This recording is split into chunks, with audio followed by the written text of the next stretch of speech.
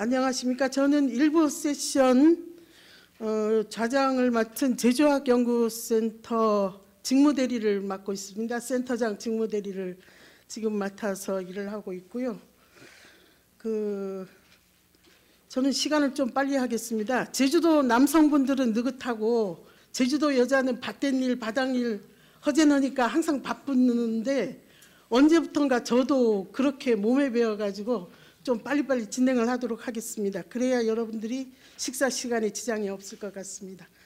예, 이번에 발표자분들인 경우는 15분 이내로 써주시기 바랍니다.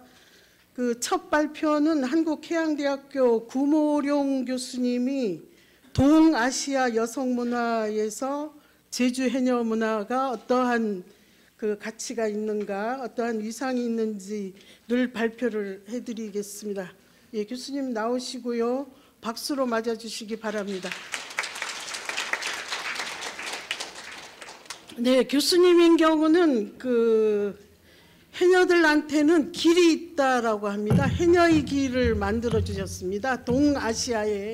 근데 그 길은 아마 찾아가야 할 그런 길입니다. 지금 연구가 된 길이 아니고. 예. 저희 주 전공은 문학 비평이고 부전공은 지역학입니다.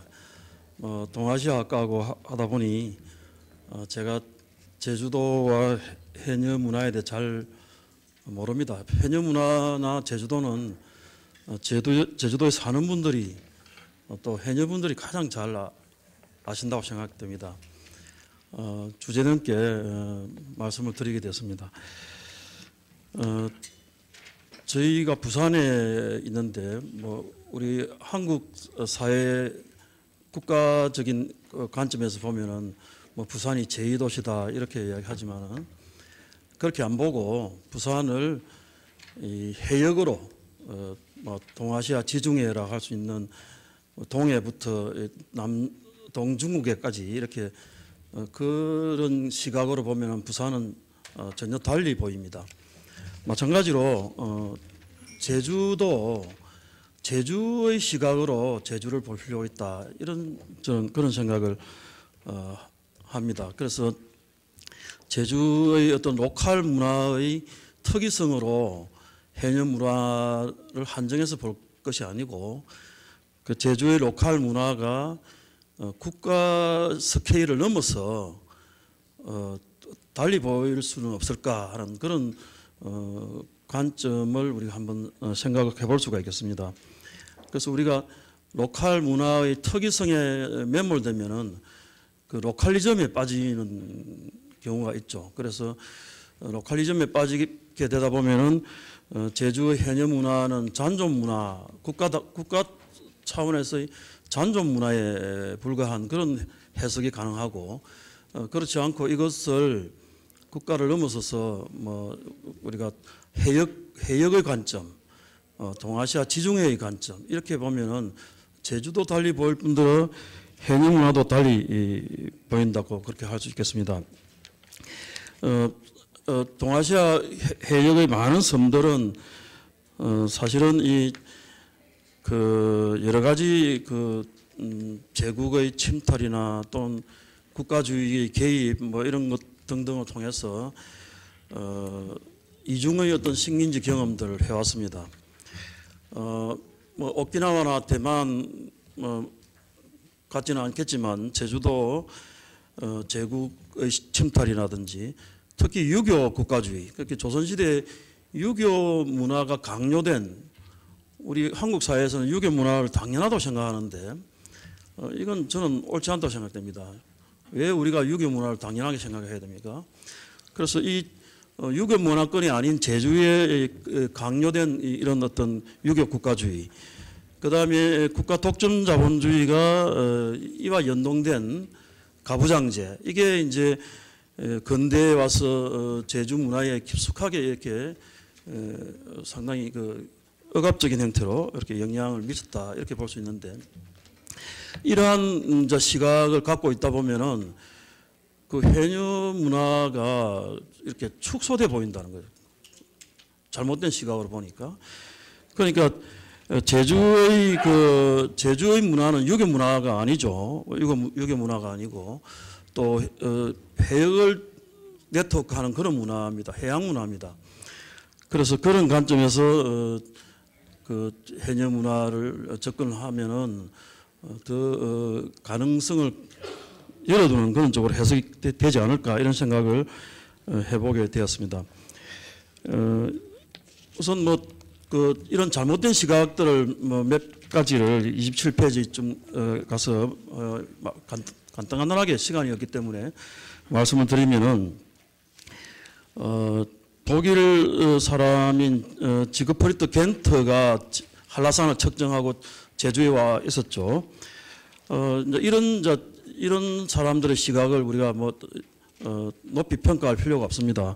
왜냐하면 이 제국의 시선이라는 것은 늘 보면은 다른 많은 그 유럽인들이나 일본인들이 우리나라를 그려낸 그런 글들을 보면은 풍경은 굉장히 심미적으로 아름답게 그려놓고 풍속은 계몽의 대상으로 이렇게 그려놨습니다. 그래서 이러한 시각, 이런 제국의 시각이라는 게 여전히 우리에게도 존재한다 이렇게 볼 수 있는데 이런 시각이 문제가 되겠고 그 다음에 인류학적으로 아주 정말 잘 쓴 책으로 평가되고 있는 이점희 세이치의 제주도도 읽어보면은 은연중에 그 일본 중심주의 같은 게 느껴집니다. 그래서 제주 해녀의 우수성, 그리고 제주 해녀가 이 한국 그 한반도 유역으로 이렇게 그 출가한 이런 것들을 이야기를 하면서 일본 해녀하고 비교를 하면서 제주 해녀의 우위성을 이야기를 하지만은 그러나 칭다오나 다롄이나 블라디보스토크까지 이렇게 넓게 우리가 나아간 그런 이야기들은 생략을 해버렸죠. 몰라서 그런지 모르겠지만은 일단 그러면서 또 그 28페이지 도표에 보듯이 해녀의 분포라든지 이런 것도 이야기하는 가운데 이점희 세이치에게서 제주 해녀는 일본 해녀의 어떤 변이 형태다 이런 시각이 아닌가. 또 일본주의의 어떤 정치적 무의식이 저술에 개입하고 있다는 생각이 좀 들었습니다.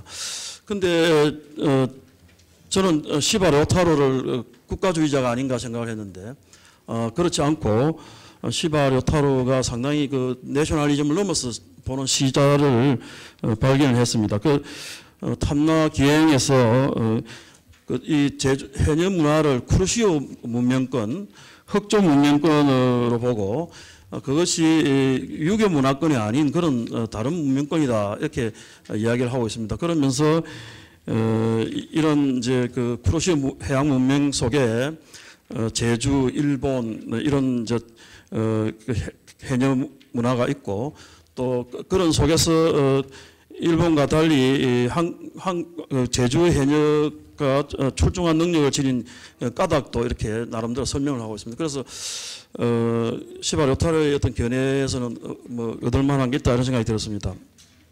그럼 우리 그 내국인들이 그 제주를 보는 문제를 잠깐 말씀드리면 이산화 시인이 한라산을 썼습니다. 한라산을 써서 옥고도 당하고 했는데 1987년에 4.3을 서사시로 썼죠. 근데 이 미완성입니다. 이 한라산이 그 이산화 시인이 왜 미완성인가? 자기가 민족 해방이라는 그런 그런 관점으로 4.3을 보다 보니까 결국은 제주의 시각으로 보지 못했다는 겁니다. 그래서 이산화 시인이 제주에 와서 한 2년간 생활을 하면서 결코 자기가 그 한라산이나 서사시를 완성할 수 없다 이런 자각을 했습니다. 그렇습니다. 제주의 시각이라는 것은 제주 사람들의 어떤 그 눈으로 보지 않고는 보이지 않는다는 것인데 돌아가신 문충성 시인께서도 제주 사람이 아니고는 진짜 제주 바다를 알 수 없다 이런 이야기도 시로서 표현한 바가 있습니다. 그리고 좀 넘어가서 32페이지에 가면은 자, 우리가 송성대 선생님께서 제주와 육지 문화의 차이점을 아주 정리를 잘 해주셨습니다. 그래서 제주 육지의 유교 농경 문화와 제주의 해민 문화 이런, 근데 문제는 이제 이런 것을 이분법적으로 육지는 유교 문화고 제주는 해민 문화다 이렇게만 봐버리면은 너무 단순하니까 육지의 유교 문화가 제주에 어떻게 개입을 했는가, 거기서 어떤 문제들이 발생했는가, 그러니까 해녀의 주체성을 그러니까 유교의 가부장제가 어떻게 왜곡시켰는가, 이런 쪽으로 우리가 접근을 할 필요가 있다, 이런 생각이 듭니다. 그래서 그런 이야기를 말씀을 드리고 그 다음에 좀 넘어가서 이제 본래 자혜경 선생님께서 요구하신 그 여성 문화로서 해녀 문화에 대한 말씀을 드리겠습니다. 34페이지에 제주의 해녀 문화가 형성되는 과정이라든지 거기에 대한 어떤 역사적인 과정, 이런 실정적인 연구들 그동안 정말 충분하게 잘 되었다고 보아집니다. 그 문제는 이제 좀 내재적으로 들어가서 그 해녀 문화가 가지는 어떤 젠더 문제, 이 젠더를 어떻게 해석할 것인가 하는 그런 문제에 대해서 좀 내밀하게 접근이 되어야 되지 않을까 하는 그런 생각을 해봤습니다. 그래서 제주 해녀 문화를 가령 기존의 어떤 그 유교 문화라든지 또는 주류적인 관점으로 또는 국가적인 국가주의적인 시각으로 이렇게 보면 그 제주 해녀 문화가 자칫하면 스발턴으로 이렇게 기착될 수가 있습니다. 그래서 거기에서 우리가 제대로 제주 해녀 문화를 이렇게 해소해내야 된다는 그런 생각을 할 수 있겠습니다. 그래서 그동안에 그 제주 문화가 가지는 어떤 해녀 문화가 가지는 개념으로 여성 주도형 생활 패턴 이런 정도로 말씀이 되었습니다. 근데 제주 해녀가 과연 하위 주체인가, 아니면은 이 해녀분들의 젠더 수행성이 어떤 그 차원 높은 어떤 페미니즘으로 또는 그런 차원으로 해석될 수 있는가 하는 그런 문제가 있습니다. 그래서 그 해녀 문화가 가지는 보살핌이라든지 우애라든지 사랑이라든지 공동체성이라든지 공생, 이런 가치는 분명히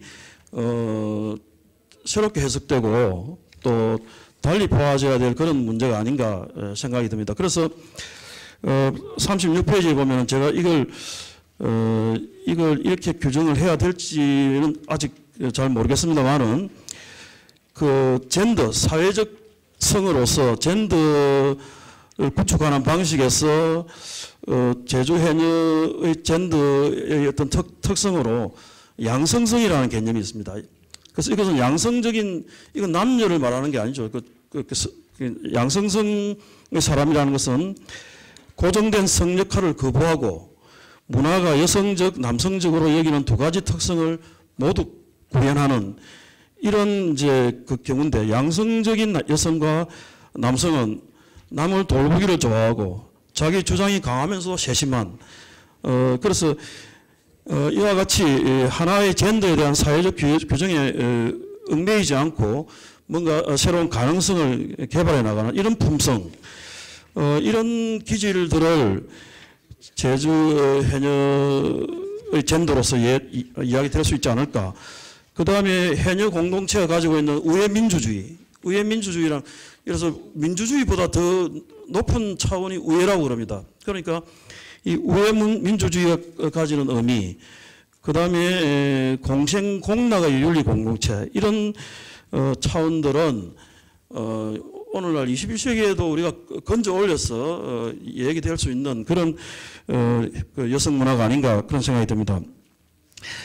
자, 그러면 이제 마지막으로 해녀 문화의 동아시아적 위상을 말씀을 드리겠습니다.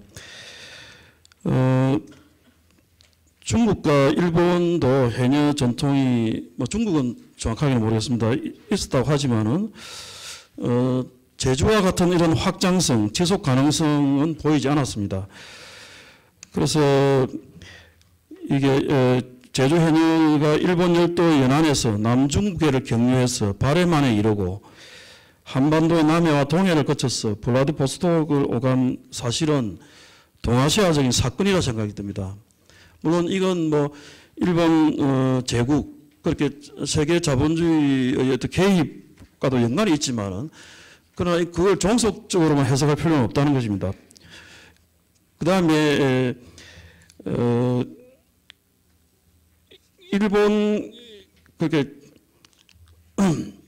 일본과 이제 제주 해녀의 어떤 관계인데 일본의 경우는 사실은 농업과 어업이 분리된 그런 구조였고 제주는 벼농사가 안 되는 그런 구조였기 때문에 제주 해녀들이 오히려 그 바다를 오히려 농업적인 어떤 그런 차원으로 해석했다는 건데 이걸 앞서 일본 학자들은 오해를 한 그런 경우가 있습니다. 그래서 오히려 제주 해녀들이 바다로 더 해양 지향성이 크고 해역을 향해 나아가는 그 의욕이 더 컸다는 것입니다. 그래서 일본하고 일본 해녀하고 관계 비교했을 때에도 제주 해녀의 개방성, 자율성, 그다음에 트랜스내셔널한 어떤 운동성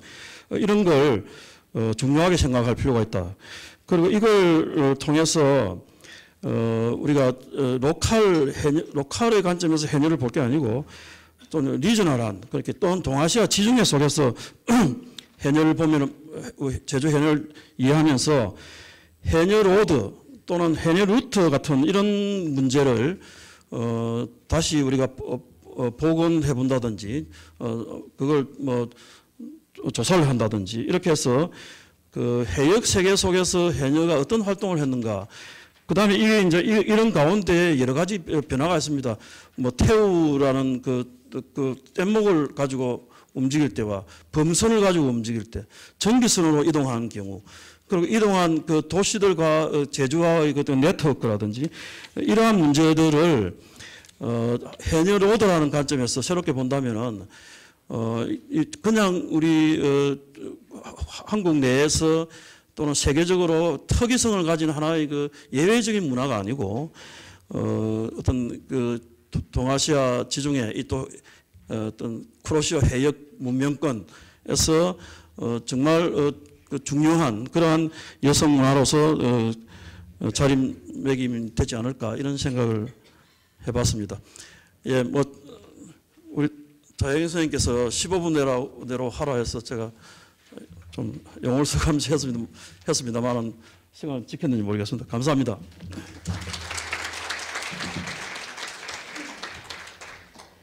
예, 그 구모룡 교수님은 한국해양대학교에서 동아시아 문화를 연구하고 계셔서 제가 처음에 그 교수님께 원했던 거는 동아시아 속에서 이런 우리 해녀와 같은 분들 그리고 제주 해녀가 어떤 위치에 있을까 이거에 대해서 고민을 했었는데요. 지금 교수님 발표는 제주 해녀들이 일본, 블라디보스톡, 그 칭다오, 중국, 그 한반도에 다니면서 만들어 놓은 문화의 루트 이것을 이제 복원할 필요가 있다. 거기와 네트워크를 형성할 필요가 있다라고 하는데 예, 그러면서 그런 항로와 그리고 해녀 로드를 복원해야 된다라는 그런 발표를 해주시고 제안을 해주셨습니다. 예, 다음은 유네스코 무형유산센터 협력 네트워크실에서 그 제주 해녀에 대해서 많은 관심을 가지고 있습니다. 그래서 김민지 전문가님과 박원모 협력 네트워크 실장님께서 그 어떻게 제주 해녀가 네트워크 구축을 해야 되는지에 대한 주제로 발표가 있겠습니다.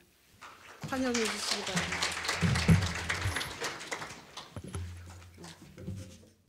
네, 안녕하세요. 유네스코 아태 무형유산센터 김민지 전문가입니다. 박원모 협력 네트워크 실장님이 오후에 참석을 하시게 돼서 좀 양해 부탁드리겠습니다. 저의 발표 주제는 무형유산 보호와 네트워크 구축 활용을 위한 제언을 주제로 발표를 할 텐데요. 유네스코 인류 무형문화유산 대표 목록으로 등재된 제주 해녀 문화의 글로벌 유산의 가치를 살펴보기 위해서 유네스코 기조에서 무형유산의 그 보호와 네트워크 구축의 의미를 설명드리고, 또 저희 센터가 추진하고 있는 아태 지역 무형유산 네트워크 또는 유네스코 우산 아래서 네트워크 활용 방안에 대한 제언을 좀 드리려고 합니다. 우선 유네스코에 대해서 조금 설명을 드리겠습니다. 교육, 과학, 문화 등 인간의 지적 활동 분야에서의 국제 협력을 촉진함으로써 세계의 평화와 인류의 발전을 증진시키기 위해서 만들어진 UN 국제연합 전문 기구이고요. 1945년 37개국들이 모여서 창설한 이래로 지금 2019년 현재 정회원은 193개국, 그리고 준회원은 11개국이 가입되어 있습니다. 유네스코 조직의 생리를 이해를 통해 가지고 유네스코 사업하고 네트워크를 좀 더 활용할 수 있을 거라고 생각을 하는데, 조금 설명을 드리면 유네스코 주요 조직은 총회, 집행이사회, 사무국으로 나누어서 생각하시면 되고, 각각 총회는 정책이나 사업에 대해서 중요한 방침을 결정하거나 예산을 승인하는 그런 역할을 담당하고 있습니다. 그리고 집행이사회는 그 총회에서 선출하는 임기 4년에 58개국으로 구성이 되어 있고, 그 총회에서 채택된 사업들을 계획하거나 그 실시를 하는 데 책임을 지고 있습니다. 그리고 사무국은 지금 집행이사회에서 결정된 그 사업의 운영을 총괄하는 조직이라고 보시면 됩니다. 5개의 사업국을 보시면 교육, 그다음에 자연과학, 인문사회과학, 문화, 정보 커뮤니케이션 이렇게 5개로 나눠 있고, 그 외에 사업 지원으로 대외 협력이나 행정국, 그리고 그 외에 최근에 설립된 정부 간 해양학위원회 사무국 정도가 있습니다. 그리고 무형유산 보호협약 같은 경우에는 문화국 안에서 그 조직이 이루어지고 있다고 보시면 됩니다. 일을 한다고 할 때 흔히들 이제 파리에 있는 유네스코랑만 일을 한다고 생각하시지만, 사실은 이제 지역마다 그 파리에서 모든 일을 다 처리할 수가 없기 때문에 지역 사무소나 연락 사무소, 클러스터 오피스를 다 그 배분을 하고 있어서 저희가 일을 할 때는 유네스코 방콕 오피스나 자카르타 사무소 등과 같이 일을 자주 하게 되는데요. 자카르타 사무소 같은 경우는 과학 관련한 클러스터 오피스이고, 방콕은 교육을 담당하는 아태 지역의 담당하는 사무소이고요. 그리고 저희의 그 한국에 위치해 있다 보니까 동북아시아를 관할하는 지역 사무소는 베이징에 있습니다. 그래서 베이징 사무소가 저희를 관할을 하고, 저희가 사업을 운영할 때는 그 교육 사업을 한다거나 과학에 자문을 준다거나 할 때는 자카르타 또는 방콕 사무소랑 같이 일을 하고 있습니다. 국내에서 유네스코 관련해서 일을 한다라고 하시면 크게 이렇게 3가지 정도로 생각을 하시면 될 것 같은데요. 일단 유네스코 한국위원회가 있습니다. 그래서 지금 교육부 산하로 되어 있는 유네스코 한국위원회는 유네스코 헌장에서 나오는 그 권고 사항에 따라서 지금 각 국가의 일을 정부 간 기구이지만 국가위원회를 통해서 민간인들도 유네스코 일에 참여를 할 수 있도록 하고 있고요. 그리고 유네스코 내에 이제 외교부에서 설치한 상주 대표부가 있고, 그리고 아까도 말씀드렸지만 유네스코 카테고리 2 센터라고 해서 유네스코의 일을 하는 회원국 내에 설치를 한 기관들이 있는데요. 우리나라에는 지금 설립이 확정이 된 것은 5개이고, 교육 부문에서는 유네스코 아태 국제이해교육원 있고, 문화는 저희 유네스코 아태무형유산센터, 그리고 사회과학 분야에는 국제무예센터, 자연과학에는 그 물안보 국제교육센터가 있고, 커뮤니케이션 분야에는 국제기록유산센터에서 국가기록원 산하에 있습니다. 그리고 이외에도 뉴스 기사를 보셨는지 모르겠는데 며칠 전에 있었던 유네스코 총회에서 제주에 카테고리 2 센터가 유치가 확정이 됐습니다. 그래서 유네스코 국제보호지역 연구훈련센터, 그리고 세종시에도 세계유산 해석국제센터 유치가 한 3일 전에 확정이 된 것으로 해서 그 설립에 한 시간이 조금 걸리겠지만 우리나라에는 7개 카테고리 2 센터가 이제 활동을 한다고 보시면 됩니다. 그래서 무형유산 보호 협약 운영 주체와 이해 당사자들에 대해서 좀 소개를 드릴 텐데요. 아까 유철현 교수님이 협약에 대해서 좀 많이 말씀을 해주셔서 조금 빨리 넘어가도록 하겠습니다. 무형유산 보호협약은 일단 2003년 유네스코 총회에서 채택이 되었고 2006년에 발효가 되었습니다. 무형문화유산의 중요성과 그다음에 무형유산 보호에 대한 인식 제고 역할을 당사국들, 그다음에 협약 가입국들한테 당부를 하는 내용이라 보시면 되고요. 협약에 가입을 함으로써 이제 국내적으로도 이런 조치를 취하지만 국제적으로도 협력과 원조를 제공할 수 있다라는 내용을 담고 있습니다. 협약을 운영하는 체계는 일단은 정부 당사국이 178개 국가가 지금 가입이 되어 있고요. 이 국가가 전부 다 모여서 총회를 하고, 그리고 정부간위원회에서 18개국 위원국을 선출해서 운영을 하고 있습니다. 그리고 이 협약을 담당하는 사무국은 유네스코 본부 그 문화국의 아래에 있는 무형유산과 리빙 헤리티지 엔타이티에서 지금 관여를 하고 있습니다. 그리고 그 외에도 자문기구로는 무형유산 관련 분야 능력을 인정받은 비정부 기구가 이제 자문기구로서 공식 활동을 할 수 있습니다. 그 협약의 전문에 보면 이해 당사자를 정의를 하고 있는데, 그 협약에 가입을 했다라고 하면 그 외교부 또는 이제 정부만의 일이라고 생각할 수 있지만, 무형유산 보호 협약 전문 내에서 협약의 주체로 이해 당사자를 여러 단계로 구분을 하여 정의를 하고 있습니다. 그래서 무형유산 보호를 위해서 공동체, 단체, 경우에 따라서는 개인까지도 주체로 인정을 하고 활동을 할 수 있다라고 정의를 하고 있고요. 전문가, 전문기관, 연구소 또는 비정부 기구도 협약의 주체로서 목소리를 내고 자문을 내고 활동을 할 수 있습니다. 무형유산 보호 협약에 보면 그 협약에 가입한 국가들은 무형유산 보호를 위해서 자국 내에서는 국내적으로 보호 조치를 어떻게 해야 한다. 그리고 국제적으로는 어떤 회원국들이 모여서 이러한 조치들을 취한다라고 정해져 있는데요. 일단은 무형유산 협약에 가입한 국가들은 각 국가의 무형유산을 보호하기 위해서 그 목록을 만들어서 목록을 지정하고 그에 대한 지원이나 체계를 갖추어야 한다라고 되어 있습니다. 그 밖에도 이 무형유산 목록 또는 무형유산 자체를 보호할 수 있는 정부의 책임기관을 지정하거나 설립을 해야 하고, 그리고 무형유산의 효과적인 보호를 위한 연구 및 방법들을 촉진할 수 있는 구체적인 플랜이 있어야 하고, 이것들을 제도적으로 뒷받침할 수 있는 법적이고 기술적이고 행정적인 조치가 취해져야 한다라고 이야기를 하고 있습니다.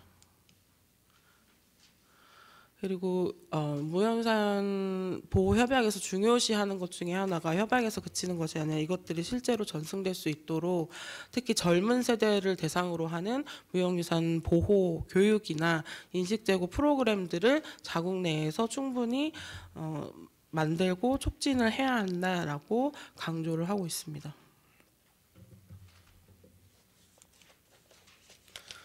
국내적으로는 이런 조치들을 해야 한다라고 되어 있는 반면에 국제적으로는 어떻게 이들을 보호할 것인가에 대해서는 대표 목록과 긴급보호 목록, 모범 사례를 선정해서 이들을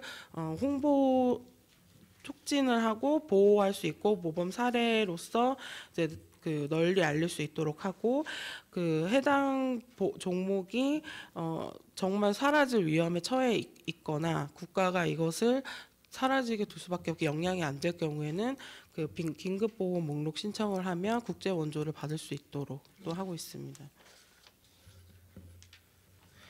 그 저희 우리나라는 아까 교수님께서 말씀하셨지만 대표 목록으로 해서 지금 사례만 신청하고 있는 상태입니다.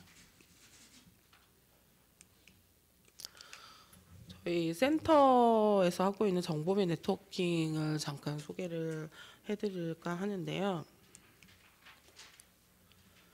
저희 유네스코 아태무형유산센터는 저희가 유네스코 아태무형유산센터로만 알고 계시겠지만 저희 이름이 굉장히 깁니다. 사실은 유네스코 아시아 태평양 무형문화유산 국제 정보 네트워킹 센터인데 저희 직원들도 타이핑 하라고 그러면은 못할 정도로 너무 길어서 그냥 유네스코 아태 무형유산 센터 또는 유네스코 아태 센터로 줄여서 부르는데 그 이름을 보시면 딱 저희가 어떤 일을 하는지를 아마 한눈에 풀네임을 보시면 알 수 있으실 것 같아요. 아태 지역에 유네스코 회원국이 48개국이 있는데요. 그 국가의 무형유산 보호 활동을 지원하고 역량 강화에 도움을 주는 목표를 가지고 설립이 되었습니다. 그래서 저희는 정보와 네트워킹 센터이기 때문에 무형유산 정보를 보급하고 공유할 수 있는 체계를 만들고 그리고 이해관계자가 아까 뭐 NGO, 정부 단체, 회원국들이 여러 가지가 있는데 이제 그들의 네트워크를 구축해서 무형유산 종목 또는 그 보호자 단체, 전승자들이 무형유산에 대한 가치성을 확산시킬 수 있도록 그리고 보호를 해야 한다는 인식이 제고될 수 있도록 활동들을 해야 합니다. 저희가 한중일 C2센터라고 써놨는데 사실은 저희만 그 C2센터 무형유산 분야에 있는 것이 아니고 중국하고 일본에도 무형유산 분야의 유네스코 카테고리 2 센터가 있습니다. 약간 정치적인 이유이기도 한데요. 기능을 대신에 나눠놨습니다. 그래서 중국 센터 같은 경우에는 무형유산 보호에 대한 훈련 센터라고 생각하시면 되고 저희는 정보와 네트워킹에서 지식 공유, 네트워킹 하는 센터이고 일본은 연구센터가 설립이 되어 있어서 각각 기능을 분담하고 서로 협력해서 일을 하고 있습니다. 저희 센터는 법적 근거로는 유네스코 카테고리 2 센터이면서 문화재청 특수법인에서 지위가 중복이 되는데요. 제35차 유네스코 총회에서 설립이 승인이 되었고 이 저희 센터 승인에 대한 문화재보호법 개정안이 통과가 되고 2011년에 공식적으로는 설립이 되었습니다. 무형유산 보호와 관련된 협약 이행을 증진해야 되고 인식제고 활동, 그다음에 국제 협력을 하고 무형유산 정보통신 기술을 이용해서 무형유산 보호 증진의 역할을 하고 있습니다. 아까 말씀드렸던 저희 센터가 하는 일을 말씀드리면은 정보를 생성하고 수집해서 그걸 가공해서 이제 회원국들한테 보급하고 활용할 수 있도록 기회를 주거나 아니면 그 소지역 단위 뭐 동북아시아, 남아시아, 태평양 이런 식으로 지역 단위 또는 분야별로 뭐 공연 예술이라든지 사회 간섭 일에 뭐 자연과 우주 지식, 전통 기술처럼 협약에서 나와 있는 분야 또는 뭐 회원국 정부, NGO 전문가들끼리 네트워킹을 할 수 있도록 저희가 기회를 만들고 제공을 하고 있습니다. 저희가 저희 센터 소개를 해서 조금 의아해하실 수도 있었겠지만 저희 센터에서 하고 있는 유네스코 기조 내에서 정보와 네트워킹 기조 내에서 제주 해녀문화 네트워크 구축을 어떻게 하시면 될지에 대해서 여러 가지 좀 제언을 드리고자 설명을 드렸었던 건데요. 네트워크는 함께 연계되어 소통하는 그룹 단일 행위자로는 획득하지 못하는 경험이나 지식, 자원과 같은 유무형의 이점을 제공해 줄 수 있는 잠재력을 가진 관계로 정의할 수 있습니다.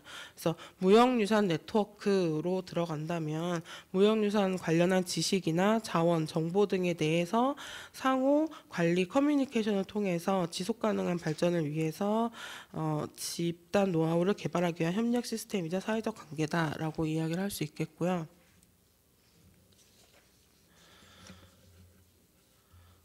그 아시아 각국의 그 협업을 통해서 무형유산의 지원, 보호, 정보, 각종 협력과 연대를 위해서 사회적 시스템을 구축하기 위해서 저희 센터는 노력을 하고 있습니다. 그래서 요거를 봤을 때 협약의 정신에서 또 그 한 번 더 상기를 해보자면 그 국제적 보호 활동의 일환으로 인류 무형문화유산 대표 목록을 지정하고 있는 것이기 때문에 그 이게 지금 해녀 문화 등재 신청서에서 이제 우리가 보호 조치 어떻게 하겠다라고 작성하셨던 내용이거든요. 그래서 이런 내용들을 향후에 등재가 된 이후에 얼마나 잘 수행하고 있는가, 그다음에 발전시키고 있는가를 보여주는 게 해녀 문화 같은 대표 목록 중에서도 또 모범 사례 대표 목록 중에 대표 목록으로 자리매김하는데 주요할 것이라고 생각을 해서 한번 내용을 상기해 보시라고 이거는 올려봤고요. 저희가 생각했던 거 첫 번째로 무형유산 인식 제고를 위한 해녀 공동체 교류 방안이 있을 것 같습니다. 그래서 유네스코 사업의 우선 과제가 아프리카와 여성 평등 실현입니다. 그래서 협약 그리고 협약 관련해서는 등재 이후에 공동체 교류가 얼마나 되고 있는지, 공동체들의 지속 가능한 발전이 주요한 과제 중에 하나입니다. 그래서 제주 해녀 공동체 교류를 확대를 해서 네트워크 구축을 하실 수 있을 것 같다라는 제안을 좀 드리고요. 국내적으로는 여기 보시는 오른쪽의 사진은 기지시 줄다리기 공동체의 그 공동체가 국제교류 활성화를 하고 있는 프로그램 사진이고요. 공동 등재가 되었기 때문에 공동 등재된 국가들 간의 교류를 매년 정기적으로 하고 있는 것으로 알고 있는데 해녀 문화도 비슷한 종목을 가진 국가들과 공동체 교류를 할 수 있지 않을까라고 생각을 해봤습니다. 그리고 또한 유네스코는 이러한 국제교류를 통해서 젊은 세대들이 보호에 대한 인식을 제고하는 것을 중요하게 생각하고 있는데요. 무형유산과 교육은 최근의 지속가능 발전 목표 실천을 위해서 굉장히 중요한 의제로 유네스코의 모든 사업에서 교육을 강조하고 있다고 해도 과언이 아닐 정도입니다. 그래서 저희 센터에서도 유네스코 본부나 아태 지역 교육 클러스터 사무소인 방콕 사무소와 함께 무형유산과 교육 관련한 활동을 많이 하고 있는데요. 그냥 단순한 교육이 아니라 교육 자체를 직업교육, 그다음에 고등교육, 초중등 교육 등으로 세분화해서 그 네트워크를 만들고 정기적으로 모여서 회의도 하고 있습니다. 그래서 해녀학교 같은 경우에는 직업교육 사례로서 좋은 사례가 될 수 있을 것 같고, 그리고 청소년 대상으로 이제 박물관 등에서 실시하고 있는 해녀문화 교육 및 인식제고 활동들 또한 좋은 사례로서 발전시키고 네트워크 안에서도 충분히 논의가 될 수 있다고 생각을 합니다. 네, 그리고 해양문화유산으로서 제주 해녀문화 개념을 좀 확대할 필요도 있지 않나 해서 이거 넣어봤는데요. UN 지속가능발전 목표 14가 해양 바다 및 해양 자원의 보존과 지속 가능한 사용에 관한 것이고, 최근에 이를 달성하기 위한 방법으로 해양 공동체가 갖고 있는 전통 지식이 굉장히 주목을 받고 있습니다. 그래서 저희 센터에서도 해양 무형유산 네트워크를 발전시키고자 전문가 회의를 작년부터 실시를 하고 있고요. 아까 유 교수님 잠깐 말씀하시긴 하셨지만 지난주에 저희가 베트남 호이안에서 해양 무형유산 전문가 네트워크 회의를 가졌고, 한국의 사례 발표로는 해녀문화 전통신앙에 대한 발표가 있었습니다. 그래서 이런 부분들을 이제 해안 무형유산 네트워크 안에서도 제주는 우수 사례로서 뽑힐 수 있다고 저희는 생각을 했습니다. 저희 센터가 무형유산 정보를 온라인에서 쉽게 공유할 수 있는 온라인 플랫폼을 구축을 계획하고 있는데요. 제주 차원이나 박물관 차원에서 해녀문화 홍보를 위해서 축적하고 계신 아카이브나 정보를 저희 센터와 뭐 하던 아니면 과곡사무소와 함께 온라인 플랫폼을 활용해서 전 세계 무형유산 네트워크와 함께 공유할 수 있지 않을까 하는 생각도 해봤습니다.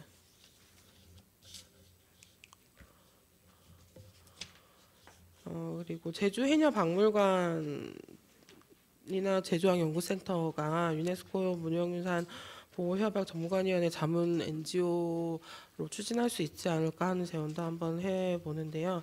그 협약에 나오는 협약 정신에 부합하는 목적을 지향하고 능력과 경험을 보유한 비정부기구 NGO들을 인정해서 유네스코 무형유산 보호협약 정부관위원회에서는 그 등재 신청이나 국제 원조, 그다음에 긴급보호 목록 같은 거를 이제 심사를 할 때 자문 기능을 NGO들한테 일정 부분 부여를 하고 있습니다. 그래서 협약 내에 제시한 조건들을 충족한다면 제주해녀박물관도 자문기구로서 직접 참여도 가능하지 않을까라고 생각을 하고요. 참고로 말씀드리면 현재 우리나라 인가 NGO는 무형유산 연구소, 뭐 세계탈문화예술연맹, 한국문화재재단 등 5개가 지금 활동을 하고 있고요. 요거 관련해서는 협약 전문에 아예 챕터가 따로 나와 있기 때문에 협약 전문을 참여를 한번 해봐 주시면 좋을 것 같고, 그리고 협약 전문은 유네스코 홈페이지 이외에 저희 센터 홈페이지에서도 국문본으로 제공하고 있으니까 편하게 보시고 참조를 하실 수 있을 것 같습니다. 네, 감사합니다. 네, 김민지 전문연구관님 수고 많으셨습니다. 아태무형유산센터는 아마도 제주 해녀 문화에 많은 관심을 가지고 그 네트워크 구축을 하는데 많은 도움을 주시겠다고 하고 계십니다. 잘 부탁드립니다. 그리고 마지막으로 해녀 문화의 글로벌 인식 확대를 위한 제주 해녀 박물관의 역할에 대해서 동아대학교 이정은 교수님이 발표가 있겠습니다. 네, 반갑습니다. 저는 부산 동아대학교 고고미술사학과에서 박물관학을 강의하고 있는 이정은입니다. 오늘 굉장히 뜻깊은 자리에 제가 초청을 받아서 강연을 하는 것 같습니다. 그래서 고백을 하자면은 사실 해녀박물관을 제주도를 많이 오긴 했지만 해녀박물관은 오늘 아침에 제가 다녀왔거든요. 그리고 국제학술대회라고 이제 들어서 영문이 조금 많습니다. 근데 제가 뭐 빠르게 설명을 하고 넘어가도록 하겠습니다. 오늘 지금 이제 말씀드릴 부분은 크게 4가지인데요. 먼저 현재 저는 이제 박물관학을 전공을 했습니다. 그래서 뭐 유네스코라든가 또는 뭐 민속학이라든가 역사학이라든가 이런 분야하고는 조금 관점이 이제 다를 수 있습니다. 그래서 이제 현재 지금 21세기에 새롭게 정의되고 있는 박물관에 대해서 한번 말씀을 드리고요. 그리고 이제 해녀박물관이 참고할 만한 그런 해외에서 진행되고 있는 프로젝트를 조금 소개를 해드릴까 합니다. 2007년도에는 박물관의 정의가 굉장히 단순 명료했었습니다. 그래서 대중에게 개방되고 사회의 발전에 이바지하는 비영리적이고 영속적인 기관인데 주로 유무형적 증거를 수집, 보존, 연구, 전달, 전시하는 곳이다라고 정의를 했었습니다. 근데 이것이 이제 특히나 유럽을 중심으로 해서 박물관에 굉장히 많은 변화가 일어나게 됩니다. 그러면서 올해 9월달에 이제 교토에서 있었던 아이콤 박물관 협의회에서 새로운 정의에 대한 이제 투표가 진행이 됐었고요. 그래서 이런 지금 바뀐 정의로 새롭게 조금 이제 박물관이 정의될 것 같습니다. 지금 확실하게 딱 정해진 것은 아니고요. 9월달에 있었던 교토 컨퍼런스에서 이제 투표를 하고요. 그리고 현재 지금 이제 개정을 진행 중에 있습니다. 근데 보면은 조금 낯설고 그리고 굉장히 정치적이라는 생각을 하실 수도 있는데요. 박물관은 과거와 미래에 대한 비판적인 대화를 위한 민주적이고 포괄적이며 다변적 사회적인 공간이고 현재의 갈등과 도전을 인정하고 해결을 해야 하며 박물관은 유물과 자료를 사회 신뢰 속에서 소장하고 미래 세대를 위한 다양한 기억을 보호하고 모든 사람들에게 동등한 권리와 유산에 대한 동등한 접근을 보장해야 한다. 박물관은 이익을 위한 것이 아니라 다양한 공동체와 적극적으로 협력하면서 인간의 존엄과 지구의 복지에 기여해야 한다라는 식으로 굉장히 광범위하게 정의가 이제 변할 예정입니다. 그래서 지금 현재 이제 유럽과 미국을 중심으로 해서 박물관들이 어떠한 그 과제에 직면을 했는지 어떻게 해결하고 있는지를 한번 말씀드리고자 하는데요. 첫 번째는 이제 갈등과 도전이라고 해서 2017년도에 영국에 다들 아시고 계시겠지만 브렉시트라는 그 이슈가 있기 전에 난민 문제가 굉장히 심각했었어요. 그래서 2017년도부터 난민 문제를 본격적으로 이 사회 내에 있는 갈등 구조나 이런 것들을 해결하기 위해서 난민을 박물관에서 어떻게 바라볼 것인가라는 그런 프로젝트를 시행을 했습니다. 그러면서 이제 올해 19월, 9월 달까지로 해서 이 난민과 관련된 유물들을 수집을 받고 어떤 프로젝트와 세션을 통해서 이제 기존의 영국인들에게는 난민의 문화를 소개하고 그리고 난민들에게는 영국의 사회에 동화될 수 있는 그런 기회를 이제 제공했던 전시인데요. 그러면서 동시에 또 이제 브렉시트라는 사회적 이슈를 박물관에서 우리가 과연 이게 이제 그 유럽 연합을 벗어나는 것이 옳은 것인가 아니면 그대로 유지를 해야 되는 것인가 그렇다면 그런 사회적 현실에서 이런 그 브렉시트라는 이슈를 어떻게 바라볼 것인가를 박물관이라는 공간에서 지금 마이그레이션 뮤지엄 프로젝트라는 것은 이제 프로젝트 이름이고요. 국립박물관으로 이제 새롭게 개장을 할 예정입니다. 아직까지 언제 될지는 모르지만 지금 이 프로젝트를 기반으로 해서 인풋이 생겼고 아웃풋으로 해서 새롭게 이제 박물관이 생길 예정이고요. 조금 생소하실 수도 있는데 지금 이제 미국에서부터 약간 일어난 붐이긴 한데 노숙자 문제가 굉장히 심각하죠. 그래서 노숙자들을 박물관에서 어떻게 해결할 수 있느냐 이런 그 프로젝트를 미국에서부터 시행을 했고요. 이게 이제 작년부터 올해 초까지 했던 만체스터 아마 다들 아실 겁니다. 박지성이 뛰었던 만체스터 그 도시가 굉장히 큰 도시이기도 하지만 또 사회적 문제가 좀 많은 곳이에요. 범죄라든가. 그래서 그런 아트 갤러리인가 미술관, 박물관을 중심으로 해서 사회적인 그 어떤 정화 운동 이런 것들이 굉장히 활발하게 일어나고 있는데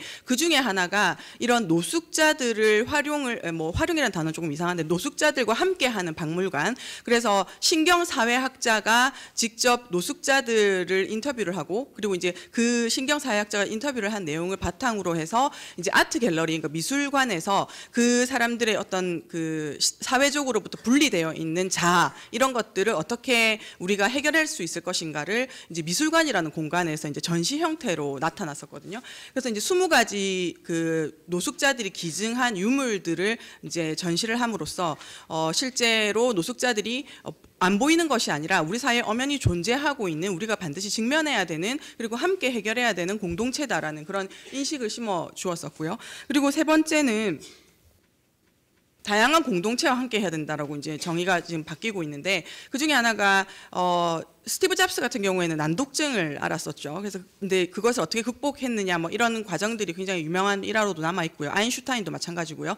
그래서 지금 현재 이제 유럽을 중심으로 해서 이제 그 다양한 공동체 중에서 가장 핵심에 있는 것이 장애인 그룹 중에서도 난독증을 앓고 있는 사람들을 위해서 박물관들이 이들은 틀린 것이 아니라 다르다라는 것을 보여주기 위한 전시 그리고 프로젝트 이런 것들을 이제 진행을 하고 있습니다. 그리고 인간의 존엄이라고 해서 젠더 문제입니다. 젠더 문제인데 이 젠더 문제를 박물관에서 특히 이제 대형 박물관이나 그리고 또는 빅토리아 앤 알버트 박물관이라고 해서 근대 박물관의 효시가 되는 굉장히 유명한 박물관이 있습니다. 그런 곳에서 과연 유물을 이 성정체성이라는 관점에서 어떻게 바라볼 수 있을 것인가에 대한 프로젝트가 굉장히 심도 있게 지금도 현재 진행 중에 있습니다. 그리고 뭐 레즈비언, 게이, 퀴어 뭐 이런 이제 조금은 난해하고 굉장히 민감한 이슈들을 박물관에서 적극적으로 역사에 보여지는 그런 어떤 성정체성에 대한 담론들, 내러티브들 이런 것들을 중심으로 해서 이제 그리고 가장 사실은 어떤 면에서 본다면은 조금은 한국인의 입장에서 볼 때는 너무 많이 진화된, 진보된 그런 관점일 수도 있지만 현재는 가장 뜨거운 감자 이슈입니다. 그리고 이제 지구의 복지라고 해서 지금 현재 또 박물관들이 가장 관심을 가지는 분야가 어디냐면 환경오염입니다. 그래서 이 환경 문제를 박물관들이 어떻게 해결할 것이냐. 그래서 뭐 단순한 예부터 이제 박물관이 어떤 뭐 세션이든 컨퍼런스든 세미나든 이런 걸 할 때 우리는 이제 뭐 재활용을 활용하겠다라는 이제 아주 기본적인 내용부터 시작해서 전시를 하는 데 있어서도 이제 어떤 환경 문제를 생각하는 그런 전시를 해야 한다라는 식으로 이제 많이 바뀌어가고 있습니다. 그래서 지금 제가 보여드렸던 것들은 가장 진보적인 그리고 가장 최근에 어떤 그 유럽이나 미국 중심 박물관의 지금 이제 트렌드들 그리고 현재 2019년도에 새롭게 정의될 그러니까 2020년도에 새롭게 정의될 박물관의 정의에서 보았을 때 가장 부합하는 그런 사례들을 이제 보여드렸고요. 그리고 이크메라는 그 프로젝트를 소개를 해드려야 될 것 같습니다. 아이콤이라고 하는 것은 유네스코 산하에 있는 박물관 국제박물관 연합입니다. 근데 그 연합 안에 약 30개 정도의 그 이제 국가 단위일 수도 있고요. 주제 단위로 해서 이제 그 분과들이 있습니다. 그 중에 이크메라는 것은 이제 그 민족지적인 그런 관점에서 그리고 뭐 지금 해녀박물관이 가장 적합한 사례이기도 하고요. 그리고 현재 국립민속박물관이 여기에서 이제 활발한 활동을 하고 있습니다.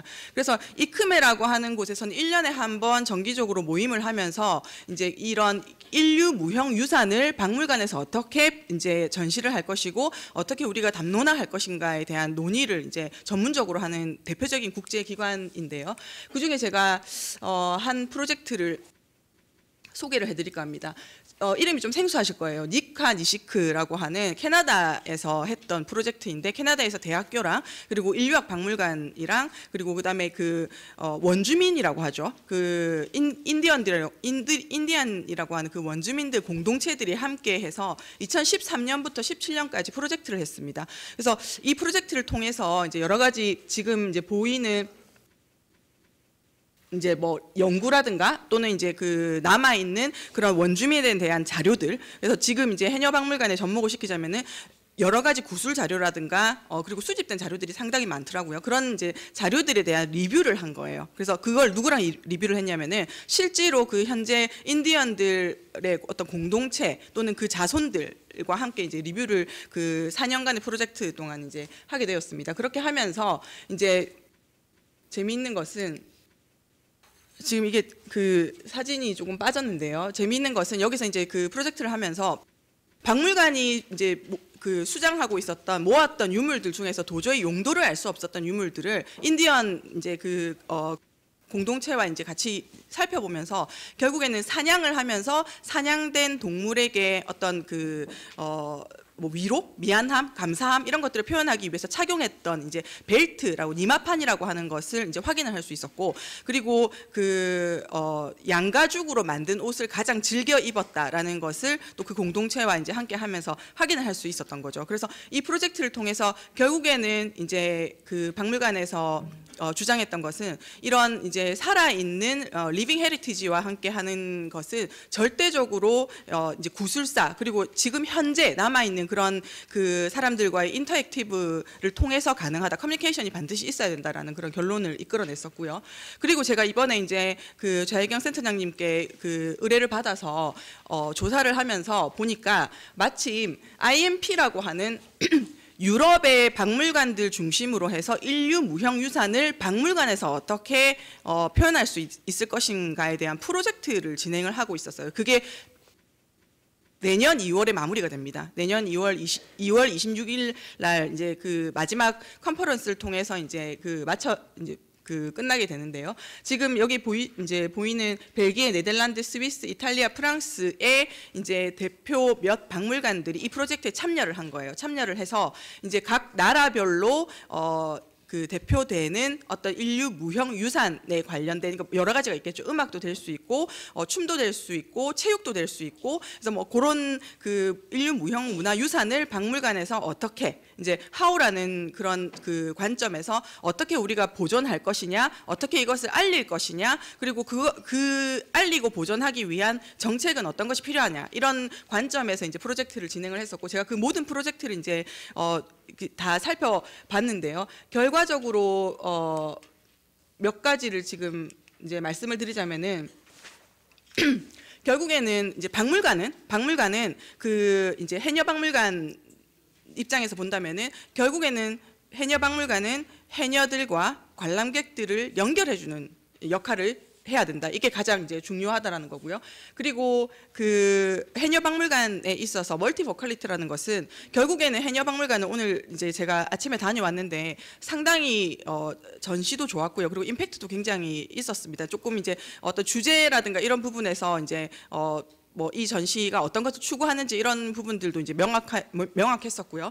그래서 근데 이제 그 목소리, 이 보컬이라고 하는 이 목소리가 이제 해녀에 집중될 수밖에 없는 거는 맞습니다. 그런데 현재 이제 지금까지 진행되고 있는 이런 유럽의 뭐 여러 가지 사례들을 지켜봤었을 때 그것도 중요하지만 원래의 소스에서부터 시작된 이제 파생되는 그리고 이제 그 주변에 있는 목소리도 굉장히 중요하다라고 이제 얘기를 하거든요. 즉 이제 해녀분들 또는 이제 그 해녀의 가족들 또는 해녀를 뭐 이전에는 해녀를 했었지만 지금은 그만두신 분들이라든가 그런 또는 이제 뭐 해녀 관련된 내용을 연구하고 있는 학자분들 이제 오늘 그 만나 보셨던 것처럼 이런 분들의 여러 가지 목소리를 담을 수 있어야 된다. 박물관이 그런 이제 내용을 좀 말씀을 드리고 싶고요. 이미 해녀 박물관은 필름밍은 굉장히 많이 하셨더라고요. 그래서 이제 구술사나 이런 부분들이 굉장히 잘 되어 있었고요. 전시에도 잘 녹아나 있었는데 요게 이제 아까 그 유철인 교수님이 말씀하신 거에서도 이 한 사람의 일생을 전체를 다 이제 담을 수 있는 내용을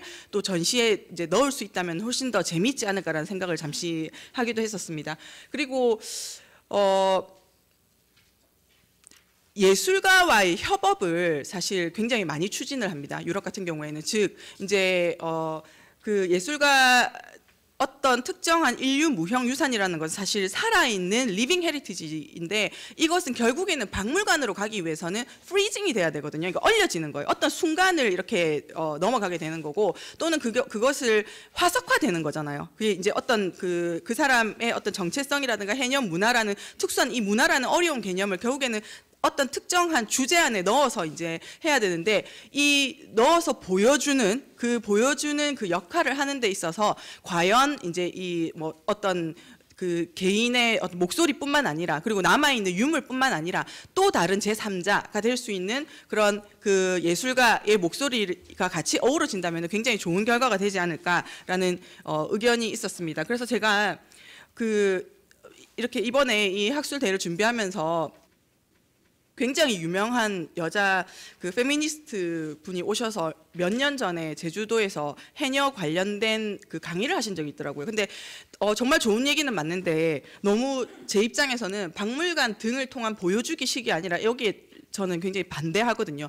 옛날에는 박물관이 수장고였기 때문에 오래된 유물들만을 가지고 있었던 것이 맞지만 지금은 단순하게 보여주는 공간이 아니거든요. 굉장히 많이 다이나믹하게 변하고 있기 때문에 그래서 이제는 조금 바뀌어야 되지 않을까라는 생각을 했었습니다. 그리고 이제 해녀분들에게는 그러니까 그 해녀분들에게는 해녀박물관은 유물로만 그들의 어떤 문화를 보여주는 곳이다라는 인식이 되면 안 되지 않을까라는 생각을 했었습니다. 그래서 해녀분들과의 조금 더 긴밀한 네트워크가 사실 근데 저는 학예사로 조금 오래 일을 했었습니다. 그래서 제가 지금 이제 드리는 말씀은 저희 관점에서는 사실 실무를 하고 계신 분들에게는 크게 도움이 되지 않을까라는 걱정도 솔직히 있습니다. 왜냐하면 이렇게 얘기를 했을 때 이런 방향이 좋다라고 얘기는 할 수 있는 거지만 그런 사례가 있다라고 소개를 드리는 거지 그것으로 가야 된다라는 것은 아니거든요. 그래서 가장 어려운 이슈이긴 한데 해녀 문화를 박물관에서 어떻게 표현할 것인가에 대한 조금 더 심도 있는 고찰을 앞으로 해나가야 되지 않을까라고 생각을 하게 되었습니다. 그래서 제가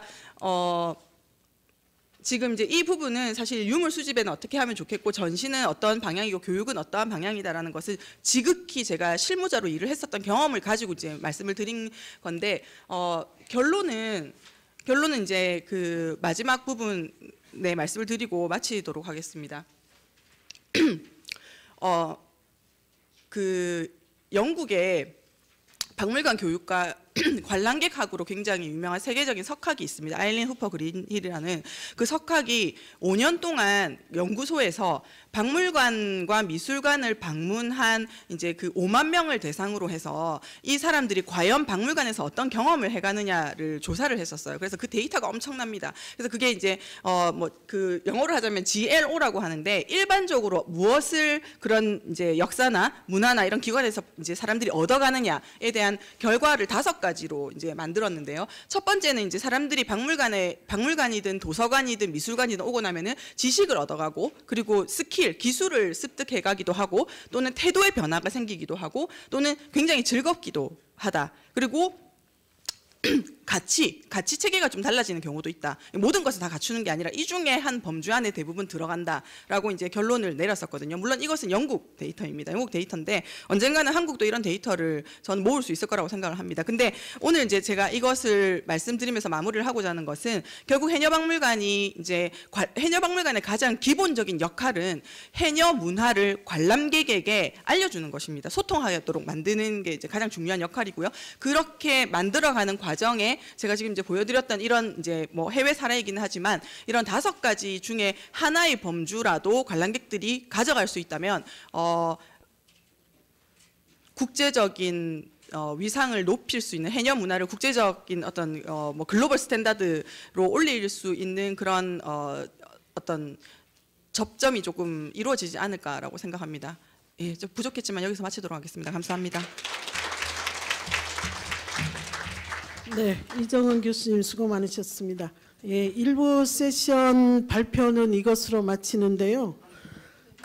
저희가 왜 이렇게 제주 관련 또는 제주 해녀를 우리 제주학연구센터에서 발표를 하고 연구를 하고, 이제 전국에서 지역학, 자기네 각 지방의 지역에 관한 연구들을 아주 불이 붙었다라고 해도 과언이 아닙니다. 우리 제주학연구센터는 지금 2011년에 제주발전연구원의 부설로 만들어졌는데, 과거로부터 이 제주도가 한 지역을 연구하기에 아주 좋은 그런 모델이 될 수 있다라는, 그리고 연구 범위가 아주 좋다라는 평가를 받았습니다.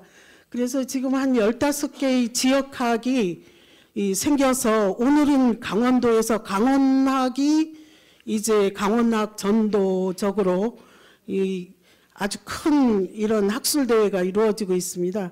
그래서 요즘은 지역이 전국에 대응을 하는 게 아니라 바로 세계에 대응하는 이런 지역의 정체성이랄까, 지역의 학이 연구에 대한 관심들이 아주 깊어지고 있습니다.